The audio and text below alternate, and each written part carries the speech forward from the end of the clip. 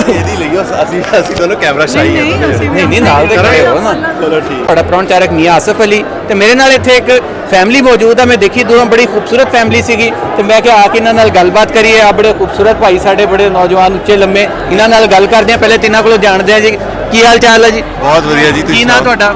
ਮੇਰਾ ਨਾਮ ਕੁਵਰਦੀਪ ਸਿੰਘ ਹੈ ਜੀ। ਕਿੱਥੋਂ ਆਏ ਹੋ? ਕੈਲੀਫੋਰਨੀਆ ਤੋਂ। ਅੱਛਾ, ਕੈਲੀਫੋਰਨੀਆ ਤੋਂ। ਹਾਂਜੀ। ਤੇ ਪਹਿਲੀ ਵਾਰੀ ਆਏ ਹੋ? ਪਹਿਲੇ ਵੀ ਕਦੀ ਆਏ ਹੋ? First time. First time. ਹਾਂਜੀ। ਤੇ ਕਿਹਦਾ ਲੱਗਿਆ ਪਹਿਲੇ ਤੇ? ਐਕਸਪੀਰੀਅੰਸ ਬਹੁਤ ਵਧੀਆ, ਲੋਕਾਂ ਦਾ ਉਤਸ਼ਾਹ ਬਹੁਤ ਵਧੀਆ, ਬਹੁਤ ਲੋਕ ਹਮਾ ਕੇ ਪਹੁੰਚੇ ਆ। ਮੈਂ ਬਾਕੀਆਂ ਨੂੰ ਵੀ ਇਹੀ ਅਰਜ਼ ਕਰੂੰਗਾ ਜਿਹੜੇ ਹਾਲੇ ਵੀ ਇੱਥੇ ਆਉਣ ਤੋਂ ਕਤਰਾਉਂਦੇ ਆ, ਇੱਥੇ ਜ਼ਰੂਰ ਆਓ। ਇੱਥੇ ਕੋਈ ਪ੍ਰੋਬਲਮ ਨਹੀਂ ਆਉਂਦੀ ਆ ਤੇ ਸਾਰੇ ਬਹੁਤ ਮਿਲ ਜੁਲ ਕੇ ਖੁਸ਼ੀ ਨਾਲ ਇੱਥੇ ਰਹਿ ਰਹੇ ਆ। ਅੱਛਾ, ਤੇ ਮਾਤਾ ਜੀ ਤੁਸੀਂ ਵੀ ਨਾਲ ਹੀ ਆਏ ਹੋ? ਮੈਂ ਇਹਨਾਂ ਦੀ ਮਦਰ ਹਾਂ। ਅੱਛਾ ਜੀ। ਤੇ ਕਿਹਦਾ ਲੱਗਿਆ ਇੱਥੇ ਆ ਕੇ? ਮੈਨੂੰ ਬਹੁਤ ਅੱਛਾ ਲੱਗਾ। ਮੇਰੇ ਬਹੁਤ ਮਨ ਵਿੱਚ ਰੀਝ ਸੀ ਬੜੀ ਦੇਰ ਤੋਂ ਕਿ ਮੈਂ ਜਿਸ ਮਾਲਕ ਨੇ ਸਾਨੂੰ ਇਹ ਧਰਮ ਦਿੱਤਾ, ਸਾਨੂੰ ਜਨਮ ਦਿੱਤਾ, ਮੈਂ ਉਸ ਮਾਲਕ ਦੀ ਧਰਤੀ ਤੇ ਜਾਵਾਂ। ਅੱਜ ਮੈਨੂੰ ਉਹ ਸੁਭਾਗ ਪ੍ਰਾਪਤ ਹੋਇਆ। ਸੋ ਮੈਨੂੰ ਬਹੁਤ ਚੰਗਾ ਲੱਗਾ ਦੇਖ ਕੇ। ਹਾਂ, ਲੋਕਾਂ ਦਾ ਪਿਆਰ ਬਹੁਤ ਮਿਲਦਾ ਪਿਆ। ਬਹੁਤ ਸਾਰਾ ਕੁਝ, ਮੈਨੂੰ ਮਾਹੌਲ ਬਹੁਤ ਚੰਗਾ ਲੱਗਾ। ਸੋ ਆਈ ਰੀਅਲੀ ਲਾਈਕ।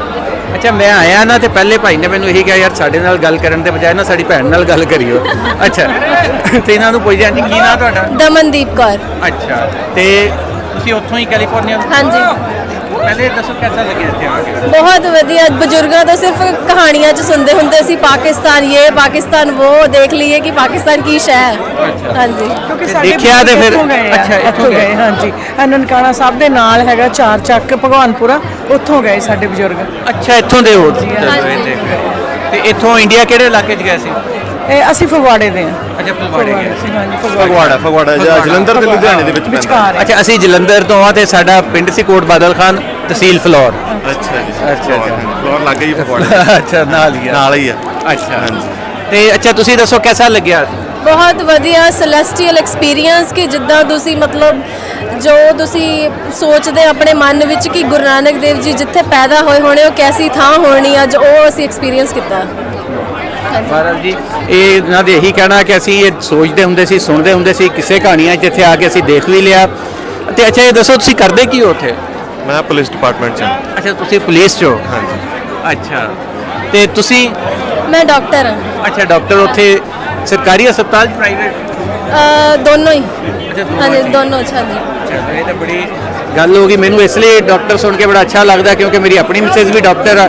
ਇਸ ਲਈ ਮੈਂ ਪੁੱਛ ਲੈਂਦਾ ਹੁੰਦਾ ਕਿ ਜਦੋਂ ਕੋਈ ਡਾਕਟਰ ਕਹੇ ਨਾ ਵੀ ਕਿਹੜੇ ਡਾਕਟਰ, MBBS ਕੇ PhD, ਤੇ ਕਈ MBBS ਵੀ ਨਹੀਂ ਨਿਕਲਦੇ, PhD ਵੀ ਨਹੀਂ, ਤੇ ਉਹ ਕਹਿੰਦੇ ਕਿ ਸਾਡੀ ਬੁੜੀ ਡਾਕਟਰ ਆ। ਮੇਰਾ ਇੱਕ ਦੋਸਤ ਐਵੇਂ ਦਾ ਵੀ ਹੈ, ਉਹ ਡਾਕਟਰ ਨਿਕਲਿਆ। ਤੇ ਚਲੋ ਜੀ, ਬਹਰਹਾਲ ਤੁਸੀਂ ਘੁੰਮੋ ਫਿਰੇ, ਇੱਥੋਂ ਦੇਖੋ। ਤੇ ਆਖਰੀ ਗੱਲ, ਤੁਸੀਂ ਇੱਥੇ ਕੀ ਮੈਸੇਜ ਦੇਣਾ ਚਾਹੋਗੇ? ਮੈਂ ਸਾਰੇ ਆਪਣੇ ਸਿੱਖ ਧਰਮ ਨੂੰ ਇਹੀ ਮੈਸੇਜ ਦੇਣਾ ਚਾਹੁੰਦੀ ਹਾਂ, ਬੱਚਿਆਂ ਨੂੰ, ਆਉਣ ਵਾਲੀ ਜਨਰੇਸ਼ਨ ਨੂੰ, ਕਿ ਸਾਰੇ ਇੱਥੇ ਆਓ, ਆ ਕੇ ਗੁਰੂ ਨੂੰ ਸਜਦਾ ਕਰੋ ਔਰ ਦੇਖੋ ਕਿ ਅਸੀਂ ਸਿੱਖ ਔਰ ਮੁਸਲਮਾਨ ਕਿੰਨੇ ਪਿਆਰ ਨਾਲ ਮਿਲਦੇ ਜੁਲਦੇ ਆ। ਪ੍ਰਮਾਤਮਾ ਇੱਦਾਂ ਸਾਰਿਆਂ ਦੀਆਂ ਸਾਂਝਾਂ ਪਾਈ ਰੱਖੇ। ਤੇ ਤੁਸੀਂ ਕੀ ਇੱਥੇ ਮੈਸੇਜ ਦਿਓਗੇ ਸਾਡੇ? ਮੈਂ ਤਾਂ ਯੂਥ ਨੂੰ ਮੈਸੇਜ ਦਊਂਗੀ ਕਿ ਤੁਸੀਂ ਦੁਬਾਰਾ ਗੁਰੂ ਨਾਲ ਜੁੜੋ ਤੇ ਆਪਣੀ ਇੰਡੀਆ ਵੀ ਆਓ, ਪਾਕਿਸਤਾਨ ਵੀ ਆਓ, ਜਿਹੜੇ ਉੱਥੇ ਬਾਹਰਲੇ ਦੇਸ਼ਾਂ 'ਚ ਬੈਠੇ ਆ, ਜਿਨ੍ਹਾਂ ਨੂੰ ਆਪਣੇ ਧਰਮ ਨਾਲ ਜੁੜਨ ਦੀ ਬਹੁਤ ਵਧੀਆ ਓਪਰਚੁਨਿਟੀ ਹੈ। ਹਾਂਜੀ, ਥੈਂਕ ਯੂ।